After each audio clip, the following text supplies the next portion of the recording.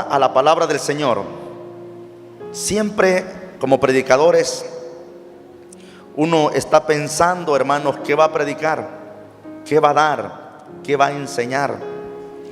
Y a veces, déjeme decirle, yo tengo cantidades de sermones. Tengo un libro que tiene 1200 sermones. Tengo otro libro que tiene 3000 sermones. Bueno, por lo menos en todos los libros que tengo ahí ha de haber más de unos 10,000 sermones ya preparados. Pero hay momentos, hermanos, que uno empieza a revisar,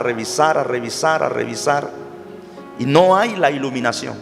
A buscar otros medios, a buscar otras líneas, mensajes que uno ha predicado desde el año 2002. Desde antes vengo predicando. Y uno se encuentra en esta batalla, en esta lucha. Así estuve el día de ayer. Uno bueno, en el caso mío, desde el domingo empiezo a ver qué es lo que vamos a predicar, qué vamos a enseñar, pidiéndole al Señor. Pues todavía ayer estaba en esta batalla. Andaba a sueño, me acosté temprano, como a las 7 de la noche. No soy de acostarme temprano. Siempre me duermo como a las 12 o 1 de la mañana. A veces, hermanos, no hay sueño. Pero ayer me acosté y sabía que no tenía el sermón preparado. Lo sabía bien, que todavía no estaba lo que tenía que predicar. Pero me desperté a las 12:30. Estuvimos orando a nuestro Dios. Y ahí empecé nuevamente a estudiar, a buscar la palabra que el Señor quiere darles a ustedes y a mí también. Y mire qué lindo, hermanos. Desde que me desperté de un solo a la porción y al mensaje que vamos a predicar en esta mañana. ¿Sabe cómo se llama el tema de esta mañana? La gracia de Dios. Se llama el tema, la gracia de Dios. Váyase al libro de los Hechos, capítulo 4, versículo 33. Recuerde que este día también tenemos ayuno y oración. Vamos a estar clamando. Y por cierto, le cuento que tuve tentación a esa hora también, porque me levanté con una gran sed, un deseo de tomar agua. Porque a veces, hermano, no hay momentos cuando le da más hambre a uno y sed que cuando uno va a ayunar. Hay que superar la prueba, la lucha. Y le dije, Señor, dame fuerzas, porque necesito de tu ayuda divina, de tu Espíritu Santo. La gracia de Dios se llama el tema para esta mañana. Hechos, capítulo 4, versículo 33. Bendito sea nuestro Dios. Alabado sea nuestro Dios en esta hora. La gracia de Dios. Lo tenemos, hermanos. Vamos a leer la palabra del Señor en el nombre del Padre, del Hijo y del Espíritu Santo.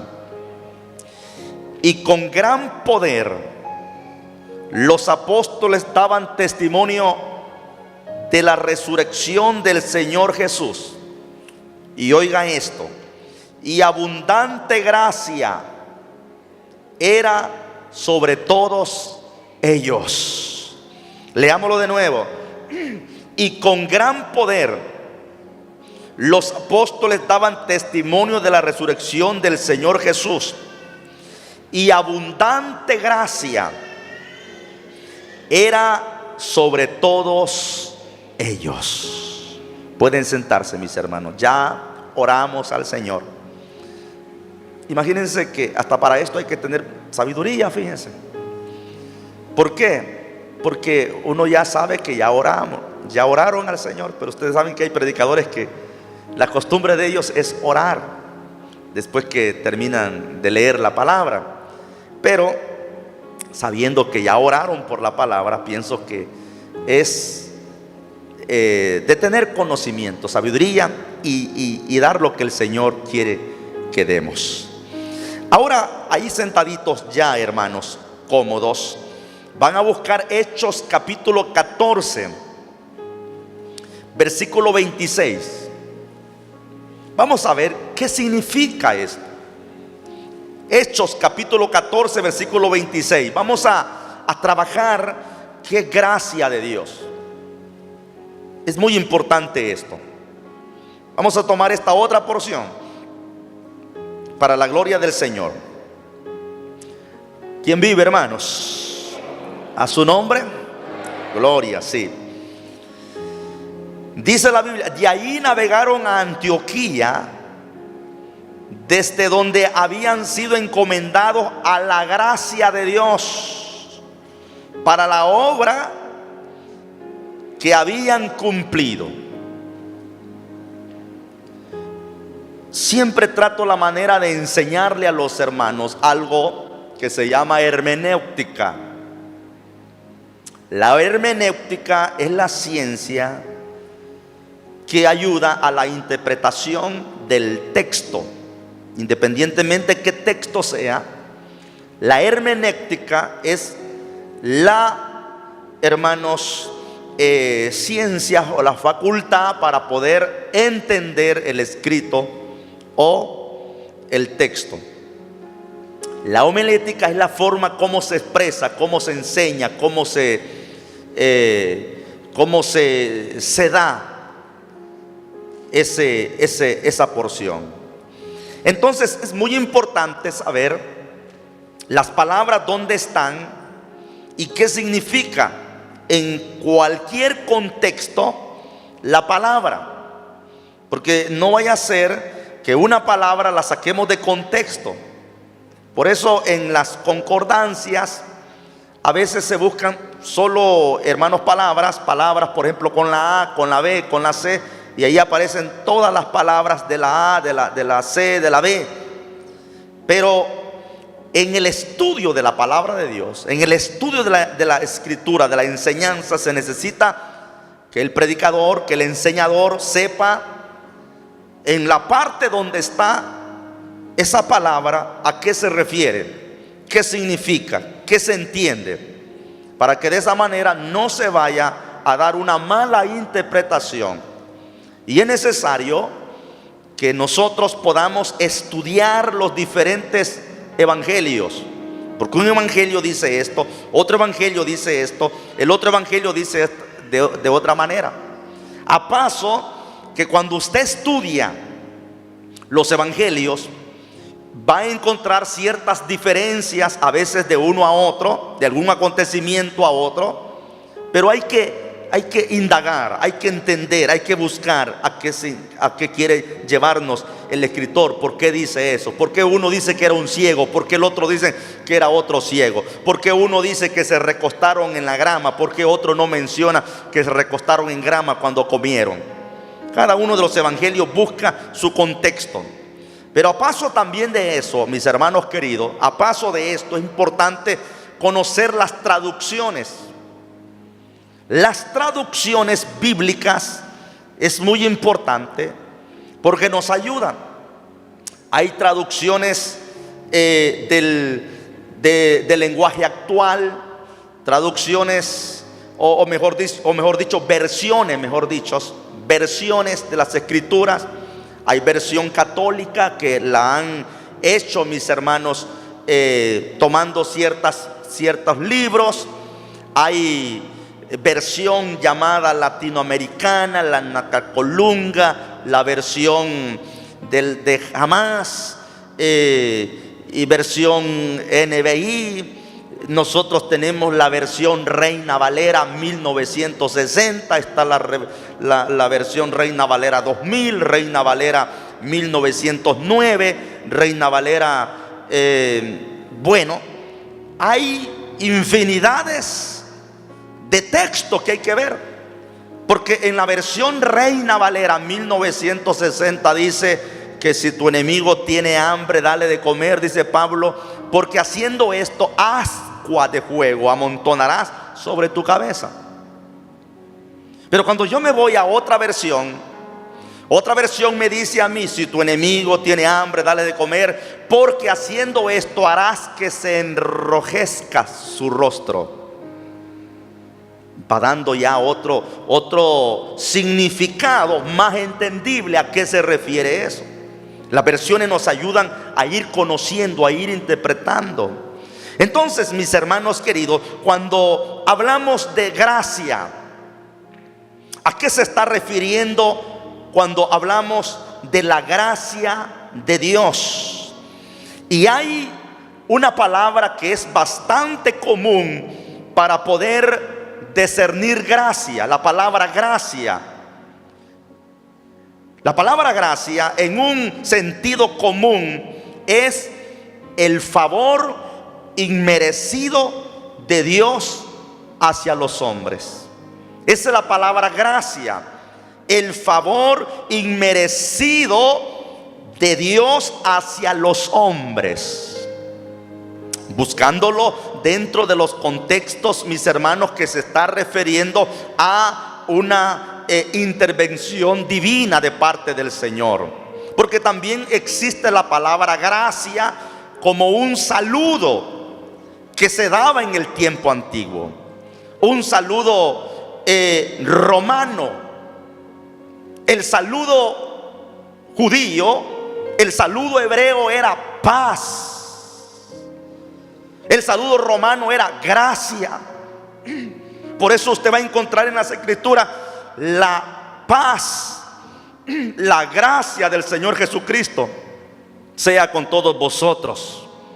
Usted va a encontrar los saludos apostólicos, la gracia del Señor Jesucristo, el amor del Padre, la comunión del Espíritu Santo. Usted va a encontrar, hermanos, el apóstol Pablo mencionando esa palabra, gracia, paz. Jesús mencionaba la paz cuando se presentaba delante de ellos. Pero dentro de este contexto, la gracia significa el favor inmerecido de Dios hacia los hombres. Cuando Pablo dice, porque por gracia sois salvo. Esto, mis hermanos queridos, se está refiriendo a lo que los pecadores obtenemos siendo merecedores del juicio de Dios, siendo merecedores del castigo de Dios. Nosotros fuimos llamados a gracia y obtenemos entonces el favor inmerecido de Dios, porque nadie merece la gracia de Dios, nadie merece el perdón de Dios, nadie merece la salvación. Pero Dios, que grande en misericordia, por su gracia nos salvó, nos perdonó, nos limpió. A su nombre, aleluya. Ahora, mis hermanos queridos, también la palabra gracia lleva otra connotación, lleva también otro significado que va enlazado, y significa el poder capacitador de Dios. Gracia también significa el poder capacitador de Dios. La gracia fue abundante en mí. La porción que nosotros hemos leído por ahí, y abundante gracia eran sobre todos ellos. Escuche lo que dice: y con gran poder los apóstoles daban testimonio de la resurrección del Señor. Con gran poder. Y dice después: y abundante gracia. Eso significa, y un gran respaldo, y un gran poder, y algo precioso era sobre ellos que los capacitaba para hacer cosas grandes. Y eso era el poder de Dios. Pablo dice en 2 Tesalonicenses 2:16: y el mismo Jesucristo Señor nuestro, y Dios nuestro Padre, el cual nos amó y nos dio consolación eterna y buena esperanza por gracia, conforte vuestros corazones y os confirme en toda buena palabra y obra. Entonces significa, mis hermanos queridos, amigos que nos están viendo a través de los canales, que nos van a oír a través de la radio, que su gracia no solo nos hace acepto a la familia de Dios.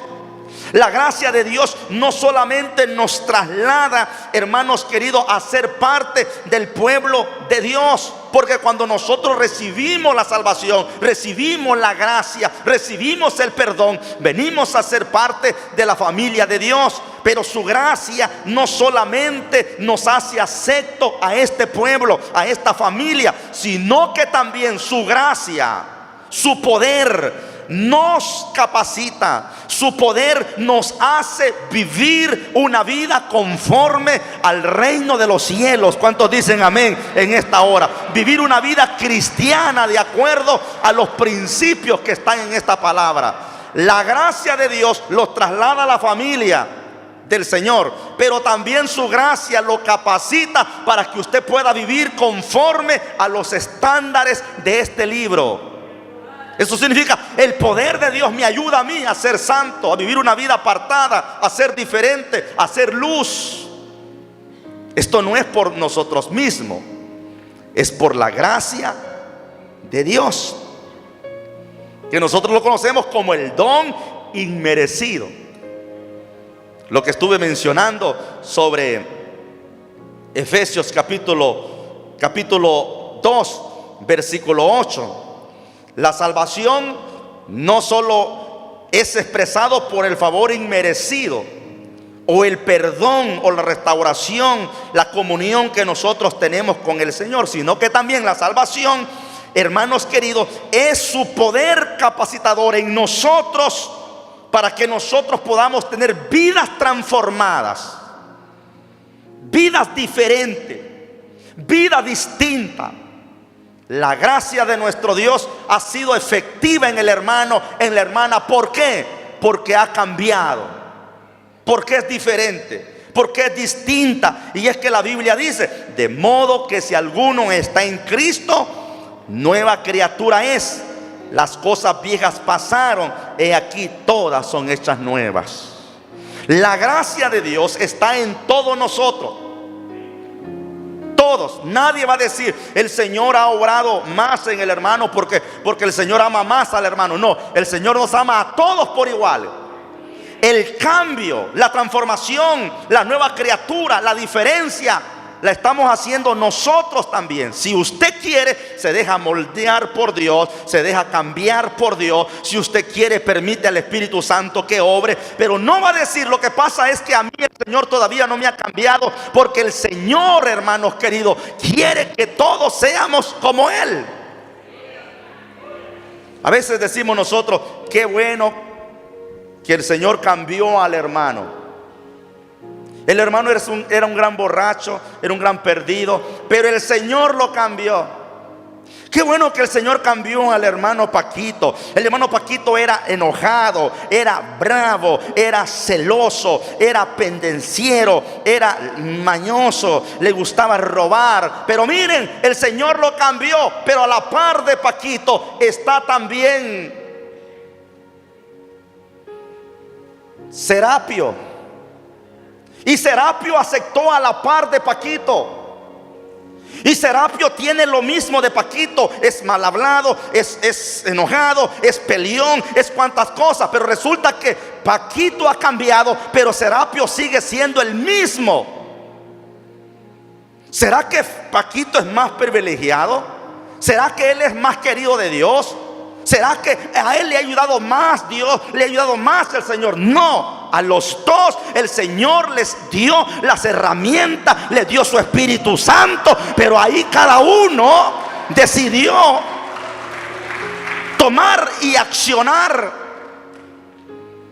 Y por eso es que vemos hermanos más diferentes el uno con el otro. No es porque vivamos, hermanos, en un mundo diferente. Todos vivimos en la misma situación, en las mismas luchas, los mismos combates. Todos tenemos las mismas oportunidades, las mismas herramientas. Usted tiene la oración, tiene el ayuno, tiene la palabra de Dios, tiene la familia de Dios.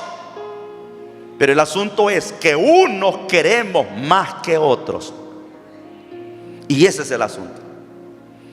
Entonces, hermanos queridos, la palabra del Señor nos está mencionando sobre este principio del poder capacitador de nuestro Dios. Entonces, yo quiero que ustedes vean algo muy precioso, porque a través de nuestro caminar con nuestro Dios, a través de nuestra vida cristiana, a través de nuestro desarrollo espiritual, la gracia de nuestro Señor se va manifestando más y más y nos hace ir creciendo, nos hace ir estando más firme. La palabra nos va dando, la gracia de Dios, mejor dicho, nos va dando dones, talentos, porque nosotros mismos los vamos buscando. ¿Cómo lo buscamos, pastor? Usted mismo no se pierde los servicios en la iglesia. Usted sigue orando, usted sigue buscando a Dios, sigue ayunando. Usted tiene comunión con Dios en la casa, usted tiene comunión con Dios donde quiera que hay.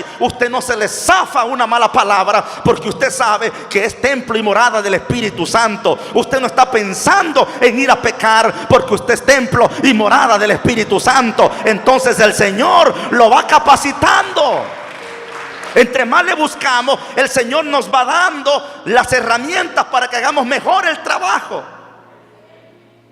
Usted quiere ser un buen predicador, un buen enseñador, estudie, lea, pídale a Dios, clame, busque al Señor, aparte tiempo. Usted quiere ser un buen orador, tiene que orar, tiene que buscar a nuestro Señor, porque de esa manera el Señor le va a ir dando la capacidad. Usted va a ver que a través de la historia Dios otorgó su gracia a los héroes de la fe que se encuentran en Hebreos capítulo 11. Los héroes de la fe. Y esta gracia, mis hermanos queridos, o esta fuerza operó en ellos. Y usted va a ver de alguna forma muy especial cómo estos hombres y mujeres a través de toda la Biblia manifestaron hazañas tan poderosas y son conocidos como los héroes de la fe. Pero la vocación de ellos no comenzó como nosotros los vemos, hermanos, ya a un Elías pidiéndole a Dios para que cayera fuego del cielo. Usted va a ver a ellos que su vocación no empezó abriendo el mar rojo. Usted no va a encontrar a ellos que empezaron de un solo. No, fue un proceso. Fue un proceso. Sabían que eran débiles, sabían que eran incapaces, sabían que no podían, lo sabían muy bien, pero decidieron enfrentar el reto y sumergirse bajo la gracia, bajo el poder del Espíritu Santo de Dios.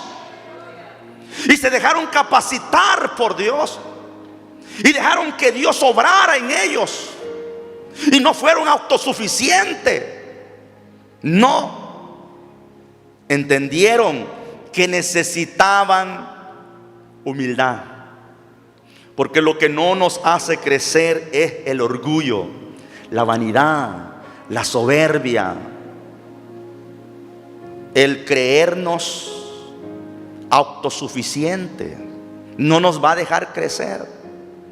Usted quiere crecer en la obra del Señor, debe de saber que esto es espiritual.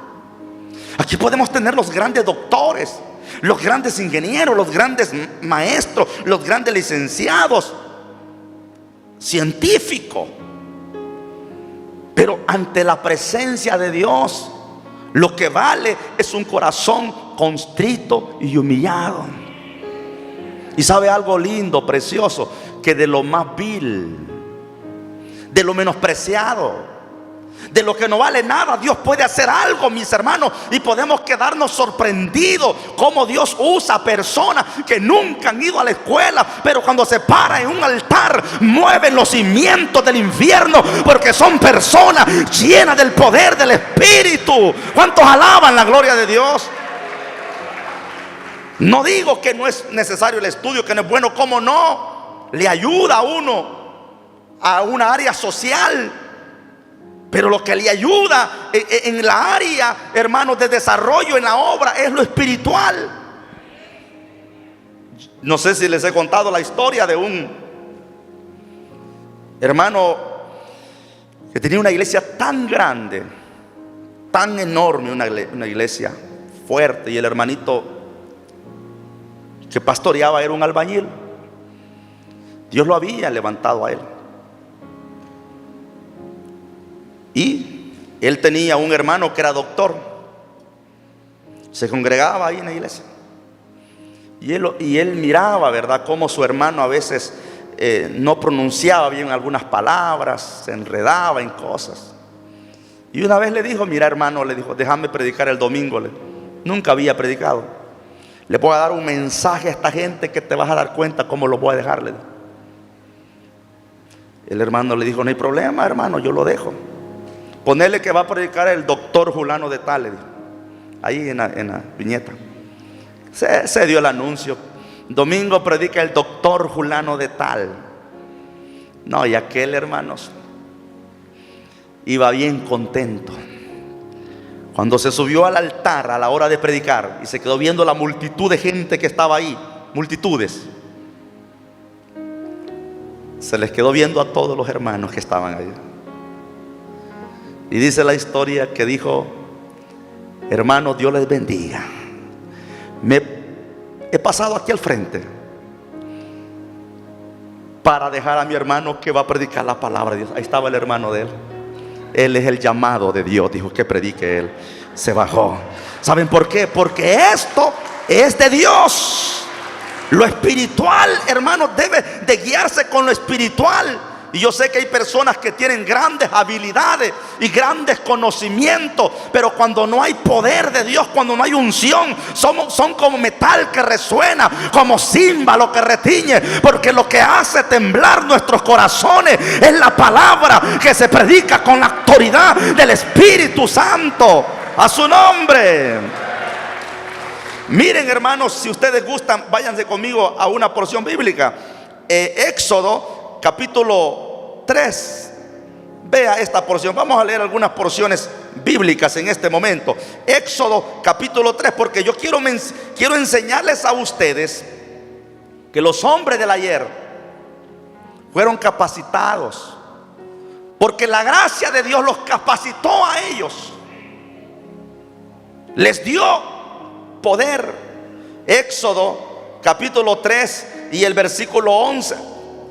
El versículo 11, mire qué dice la palabra. Entonces Moisés respondió a Dios: ¿quién soy yo para que vaya a Faraón y saque de Egipto a los hijos de Israel? Y él respondió: ve, porque yo estaré contigo. Y esto te será por señal de que yo te he enviado. Cuando hayas sacado de Egipto al pueblo, serviréis a Dios sobre este monte. Dijo Moisés a Dios: he aquí que yo llego a los hijos de Israel y les digo: el Dios de nuestros padres me ha enviado a vosotros. Si ellos me preguntaran cuál es su nombre, ¿qué le responderé? Váyase al capítulo 4, versículo 1. Entonces Moisés respondió diciendo: he aquí que ellos no me creerán, ni oirán mi voz, porque dirán: ¿no te ha aparecido Jehová?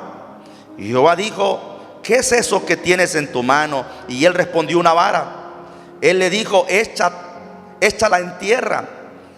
Y él la echó en tierra y se hizo una culebra, y Moisés huía de ella. Entonces dijo Jehová a Moisés: extiende tu mano y tómala por la cola. Y él extendió su mano y la tomó, y se volvió vara en su mano. Por esto creerán que se te ha aparecido Jehová, el Dios de tus padres, el Dios de Abraham, Dios de Isaac, Dios de Jacob. Le dijo además Jehová: mete ahora tu mano en tu seno. Y él metió la mano en su seno, y cuando la sacó, he aquí que la mano estaba leprosa como la nieve. Y dijo: vuelve a meter tu mano en tu seno. Y él volvió a meter su mano en su seno, y al sacarla de nuevo del seno, he aquí que se había vuelto como a la otra carne. Si acontecieres que no te creyeren ni obedecieren a la voz de la primera señal, creerán a la voz de la postrera. Y si aún no creyeren a estas dos señales, ni oyeren tu voz, tomarás, oiga, de las aguas del río y las derramarás en la tierra, y se cambiarán aquellas aguas que tomarás del río y se harán sangre en la tierra. Entonces dijo Moisés a Jehová: ay, Señor, nunca he sido hombre de fácil palabra, ni antes ni desde que tú hablas a tu siervo, porque soy tardo en el hablar y torpe de lengua. Y Jehová le respondió: ¿quién dio la boca al hombre? ¿Y quién hizo al mudo y al sordo, al que ve y al ciego? ¿No soy yo Jehová? Ahora pues ve, y yo estaré con tu boca, y te enseñaré lo que hayas de hablar.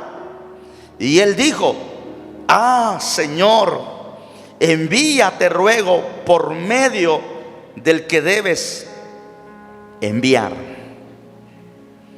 ¿Qué encontramos aquí? Aquí encontramos el mandato que el Señor le dio a Moisés. Y esto fue una pequeña tarea, podemos decir. Sin embargo, o mejor dicho, no era una pequeña tarea para el caso de Moisés. Sin embargo, hermanos, hay algo que debemos de comprender, y es que Egipto, en este entonces, Egipto dominaba todo el territorio. Egipto era una nación impía. El faraón era un líder satánico completamente. El faraón era un líder satánico. Tenía brujos en su corte. Tenía una autoridad, una autoridad catalogada como divina. Al faraón lo endiosaban, decían que era el hijo del dios Ra, el dios del cielo. Y cada nación del mundo conocida en aquel entonces vivía atemorizada del faraón, que era el emperador de Egipto. Entonces, cuando Dios le dijo a Moisés que descendiera a Egipto y que le dijera a faraón que dejara ir a su pueblo, y saben algo, según los historiadores, no eran 500 personas que iba a sacar de Egipto. No eran, mis hermanos queridos, 100,000 personas. No eran 200,000 personas. Según los historiadores, eran no menos de 2.5 millones de personas que estaban en Egipto. A ese pueblo tenía que sacar Moisés de Egipto. Entonces Dios le ordena a él que vaya. Pero la respuesta inmediata de Moisés, la respuesta de Moisés hacia Dios, se manifiesta, mis hermanos, tanto en el capítulo 3 como en el capítulo 4. Y nosotros vemos ahí la propia humanidad de Moisés. Y dentro de la humanidad de Moisés estaba la incapacidad de Moisés. Aunque Moisés había sido príncipe de Egipto, aunque Moisés había dirigido legiones en Egipto, aunque Moisés había sido preparado en la lengua de Egipto, Moisés sabía que presentarse ante el faraón era presentarse al mismo diablo, si es posible. Entonces él dice: yo no puedo. Vemos a este hombre con una humildad, con una sinceridad, porque todos a veces la creemos. Ah, claro que sí, yo puedo estar en ese puesto, yo puedo hacer esto, yo puedo hacer esto otro, y nos confiamos en nuestros dones terrenales. Yo puedo hablar más que ese hombre, yo puedo organizar más que él, yo soy preparado en esta ciencia.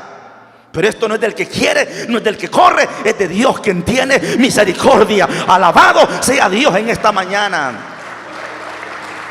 Mire la humanidad y la incapacidad de Moisés. En el capítulo 3, versículo 11 dice: ¿quién soy yo? ¿Quién soy yo?, dice Moisés.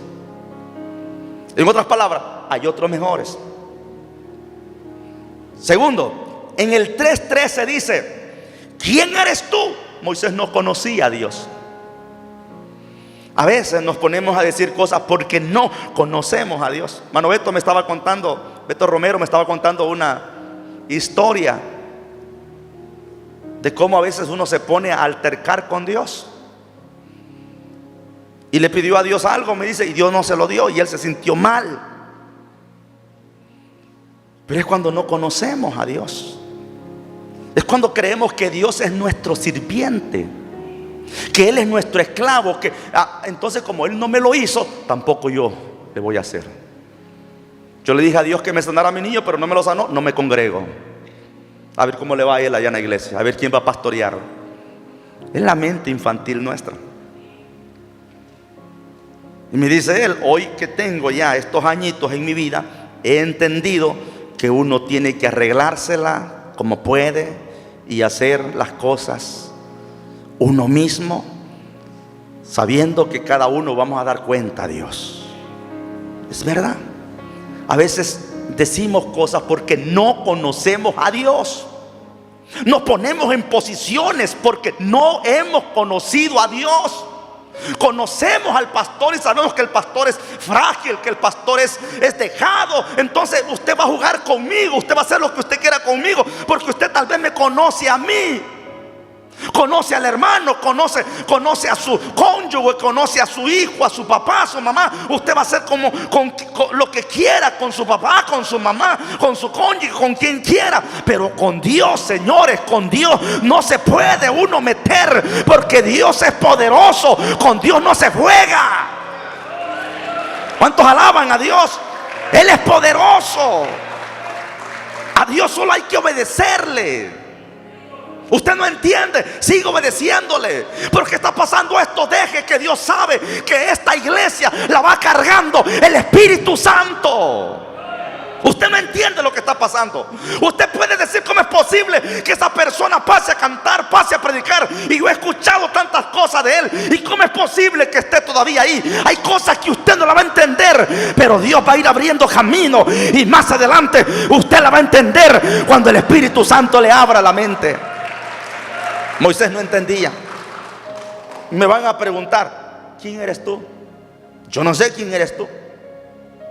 3:13, 4:1 de Éxodo. Ellos no me creerán. No había ido todavía y estaba diciendo que no le iban a creer. 4:10, no soy elocuente, no tengo palabras, no sé. Mire, hermano, yo quisiera, pastor, pasar a esto, pero no tengo palabras. Y habla más que saber qué usted. No para de hablar. 4:13, Señor, envía a otro. Yo no puedo. Envía mejor a otro.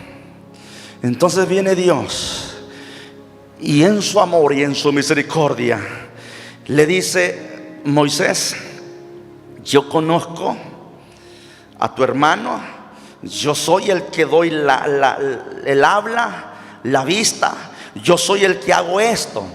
Y Dios lo tolera un poco, mis hermanos, por ahí, aunque la Biblia dice que Dios se enojó también con él. Pero Dios le dio la gracia a Moisés, le dio el favor inmerecido, porque Moisés lo que necesitaba ahí es que lo matara, que lo quitara. Va, pues, hacete a un lado, inútil, desgraciado, a un lado, voy a levantar a otro.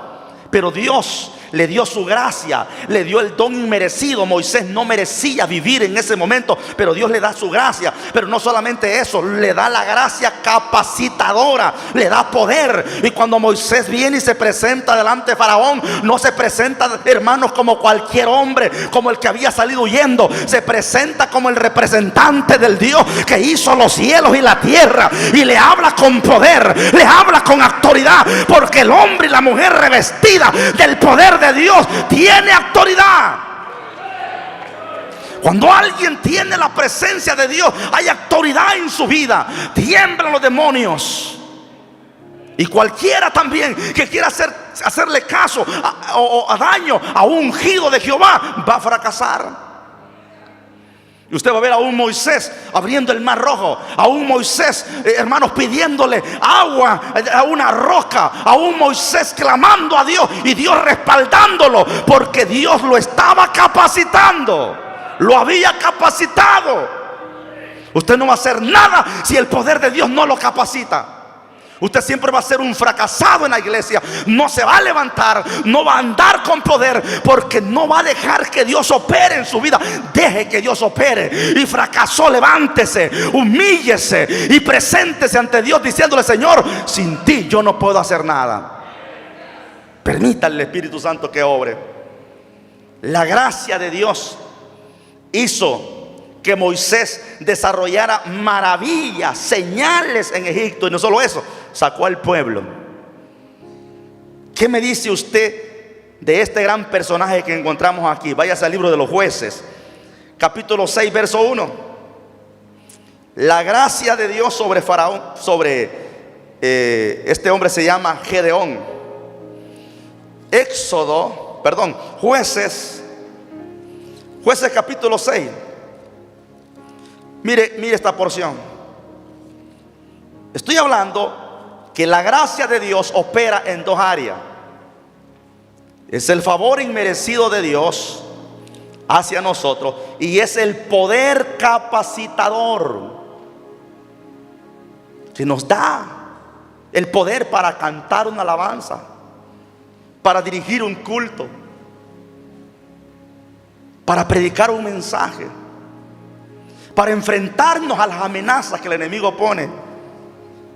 Lo tienen Jueces capítulo 6, versículo 1. Vamos a leer esa porción, mis hermanos. Dice de la siguiente manera: los hijos de Israel hicieron lo malo ante los ojos de Jehová, y Jehová los entregó en mano de Madián por 7 años. Y la mano de Madián prevalecía contra Israel, y los hijos de Israel, por causa de los madianitas, se hicieron cuevas en los montes y cavernas y lugares fortificados. Pues sucedía que cuando Israel había sembrado, subían los madianitas y amalecitas y los del oriente contra ellos, y subían y los atacaban, y acampando contra ellos destruían los frutos de la tierra hasta llegar a Gaza. Y no dejaban que comer en Israel ni ovejas, ni bueyes, ni asno, porque subían ellos y su ganado, y venían con su tienda en gran multitud, como langostas. Ellos y sus camellos eran innumerables, así venían a la tierra para devastarla. De este modo empobrecía Israel en gran manera por causa de Madián, y los hijos de Israel clamaron a Jehová. Y cuando los hijos de Israel clamaron a Jehová a causa de los madianitas, Jehová envió a los hijos de Israel un varón profeta, el cual les dijo: así ha dicho Jehová, Dios de Israel: yo os hice salir de Egipto y os saqué de la casa de servidumbre. Os libré de la mano de los egipcios y de mano de todos los que os afligieron, a los cuales eché de delante de vosotros, y os di su tierra. Y os dije: yo soy Jehová vuestro Dios.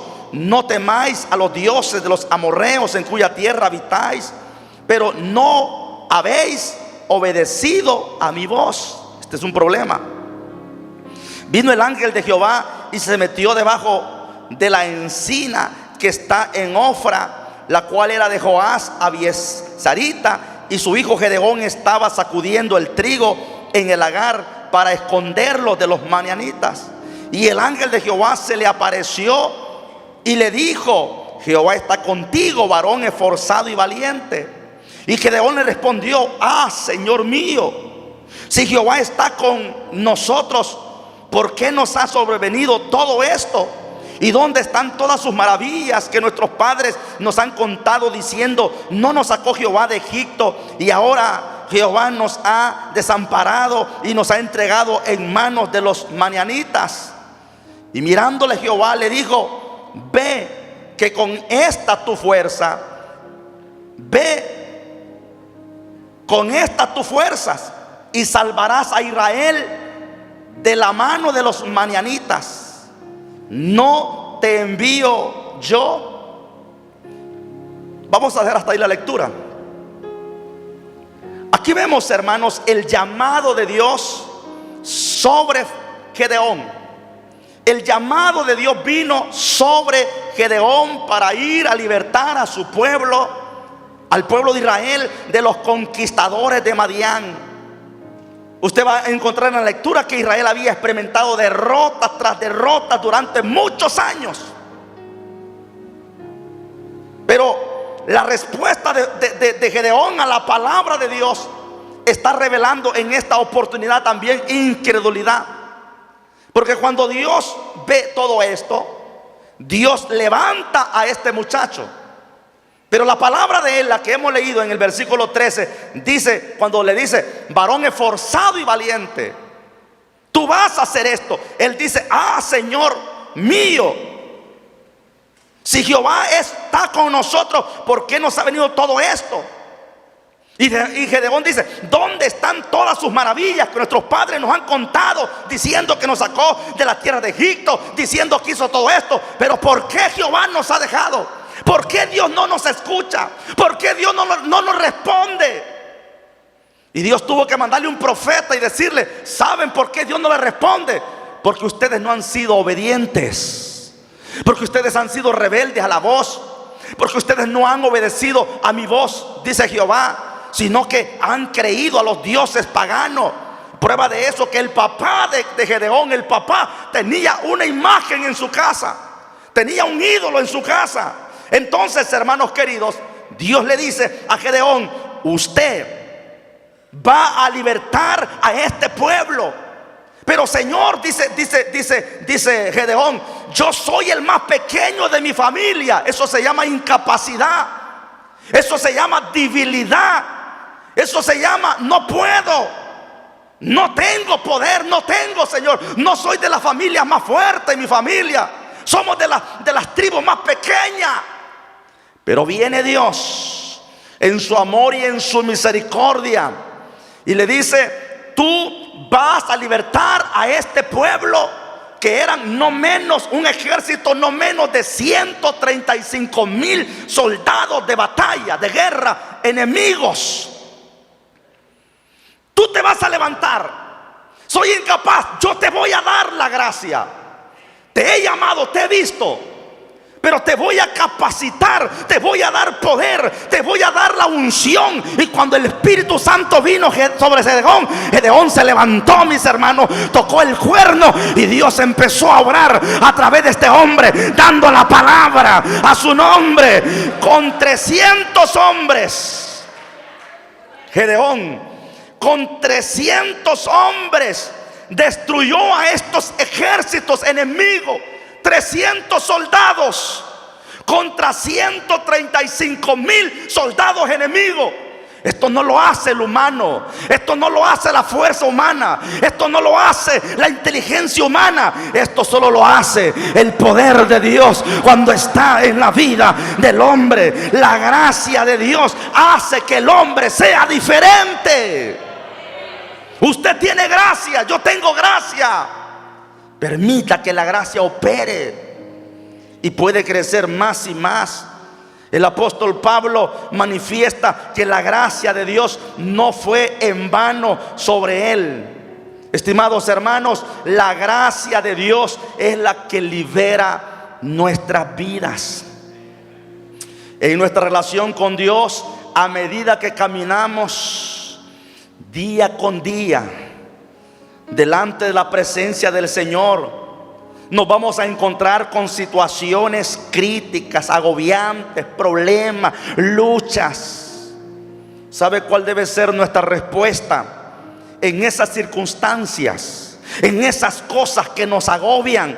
Nuestra respuesta a Dios debe ser la obediencia a su palabra. Seguir obedeciendo. No entiendes, te está yendo mal, sigues todavía en las mismas circunstancias, no te detengas. Sigue confiando en la palabra de nuestro Dios. te sientes solo y desanimado, sigue esperando en el Dios que dijo: no te dejaré ni te desampararé. Sigues enfermo, sigue esperando en el Dios que dice que por su llaga fuimos nosotros curados. Sigues en la prueba, sigue esperando en Dios. Estás en el juego, sigue confiando en Dios, que Él no se va a apartar de ti. Es que Él dice en su palabra: yo estaré con vosotros todos los días. Y el Señor no miente. El Señor es real. Él es verdadero. La respuesta de Dios a nuestra fe es por su gracia. Su poder capacitador es el que hace que nosotros obtengamos la victoria también. Usted puede decir: ¿cómo es posible que me dejé humillar tanto de ese hombre? Si de un sopapo lo hubiese noqueado. ¿Cómo es posible que esa mujer me restregó cosas y me dijo tanto, si yo en el mundo la hubiera agarrado de la greña y la hubiera restregado? Pero ¿por qué me humillé tanto? No fuiste tú, fue la gracia de Dios en tu vida que te hizo mantenerte, para que después vean con sus ojos lo que Dios va a hacer. Alabado sea el nombre del Señor.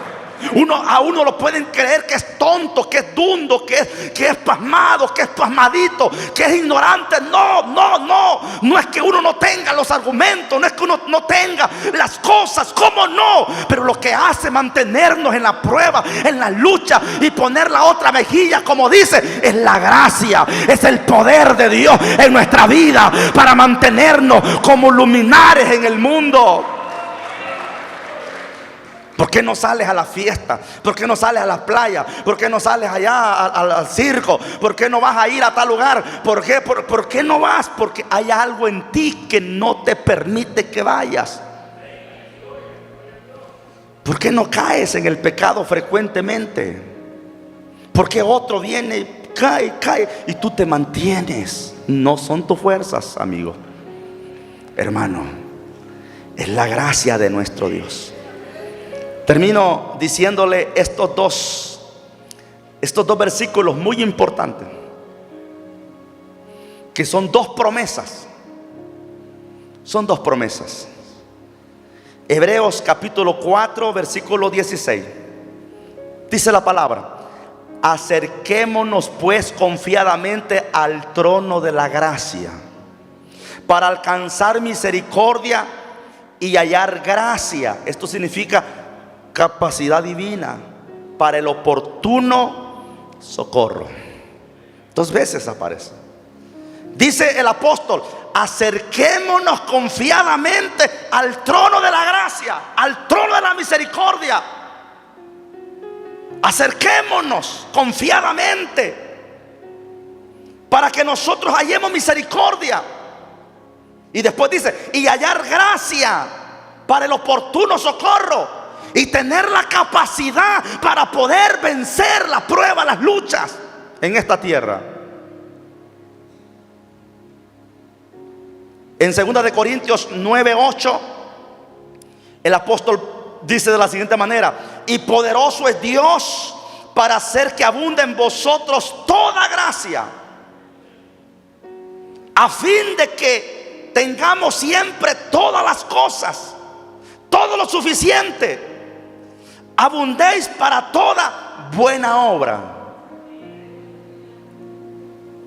Estimados hermanos y apreciables amigos, el versículo que leímos de inicio dice: y con gran poder los apóstoles daban testimonio de la resurrección del Señor Jesús, y abundante gracia era sobre todos ellos. Yo quiero que en esta mañana le digamos: Señor, puede ser que tu gracia no esté siendo abundante en mí. Tu gracia no está haciendo el efecto en mí. Yo sé que me has perdonado, sé que me has limpiado, sé que soy salvo porque yo te acepté, pero no siento el poder capacitador. Perdóname, ayúdame. Tú sabes lo que está pasando en mí. El apóstol Pablo dice que en una ocasión estaba pidiéndole a Dios por un milagro, por una sanidad. Y dice: 3 veces he rogado a Dios y le he pedido misericordia, que me ayude, que me levante. Pero me ha hablado Dios y me ha dicho: bástate de mi gracia. Bástate de mi gracia, porque mi poder se perfecciona en tu debilidad. Y Pablo decía: cuando soy débil es que soy fuerte, porque la gracia de Dios opera en mi vida. Dele fuerte el aplauso y póngase de pie. Cuando usted se crea que la puede toda, tenga cuidado. Cuando usted crea que usted va con todo, tenga cuidado. Porque entonces es peligroso que usted empiece a depender de usted mismo. Cuando usted sienta las bendiciones de Dios sobre su vida, dele gracias siempre a Dios. Y permita que el Espíritu Santo vaya orando, se vaya derramando. Y por eso debemos decirle: Señor, ayúdame a abundar en gracia. Yo quiero servirte. Yo quiero obedecer a tu palabra. Quiero obedecer a las escrituras. Usted no viene por obedecer a lo que su servidor dice. Usted viene por obedecer a lo que la palabra del Señor enseña. En esta mañana he querido que usted comprenda la gracia de Dios sobre su vida. El don inmerecido que usted recibió de parte de Dios. No mereciendo la salvación, nos dio la salvación. No mereciendo el cielo, nos da el cielo. No mereciendo el perdón, nos perdona. No mereciendo sus bendiciones, nos bendice. Pero no solamente le da esa gracia, sino que también le da, incluido ahí en el paquete, la capacidad para que usted pueda luchar, para que usted pueda ser santo, para que usted pueda permanecer. Por eso debemos, hermanos queridos, clamarle a Dios siempre su misericordia. Cierre sus ojos y dale gracias a Dios.